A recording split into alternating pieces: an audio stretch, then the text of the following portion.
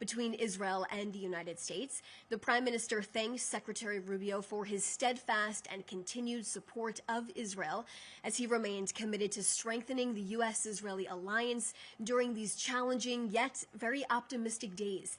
The Prime Minister reiterated Israel's desire to advance peace despite ongoing security challenges, emphasizing how Israel and the United States can address these challenges and seize the opportunities together as they are changing the face of the Middle East one step at a time, like I said, together.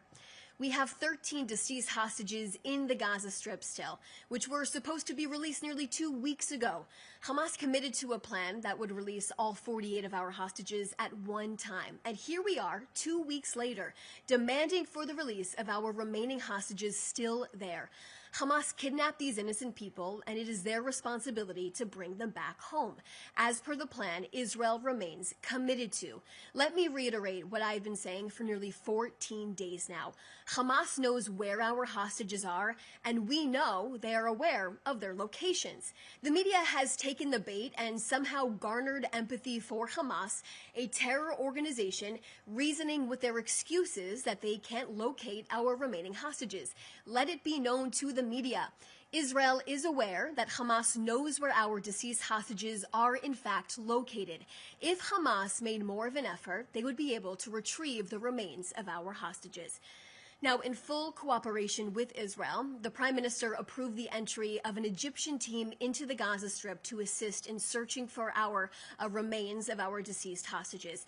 Now, this is a technical team only, and none of these personnel are in the military. What I can share with you is the team is using between 2 to 3 excavator machines and 2 to 3 trucks to search for our deceased hostages. Now, the Red Cross and the Egyptian team are allowed entry beyond the IDF's yellow line position into Gaza territory to conduct the search for our hostages. Last week, the Prime Minister and his professional team met with the head of Egyptian intelligence here in Jerusalem to talk about the ongoing issues that need to be resolved. One of those topics was why our hostages have not all been returned yet. We are working together to execute this plan and ensure Hamas upholds their side of the agreement. The Prime Minister made it clear today at the start of a government meeting that took place this morning. Israel is an independent state and will not tolerate attacks against us, and we will respond according to our discretion. Israel does not ask for approval for this, as we control our own security. We have also made it clear that Israel will determine which forces are unacceptable to us in regards to international forces part of this plan.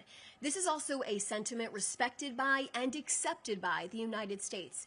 Now, over the last week, we continue to receive questions from the press about the next phases of this plan, which are warranted as conversations are ongoing to discuss these details. But I remind you what remains in front of us here: the release of all of our hostages, a commitment the Prime Minister has made.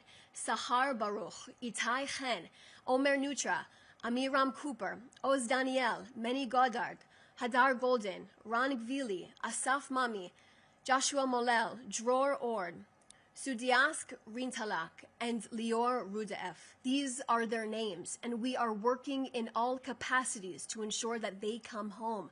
I will now take a few questions from you guys.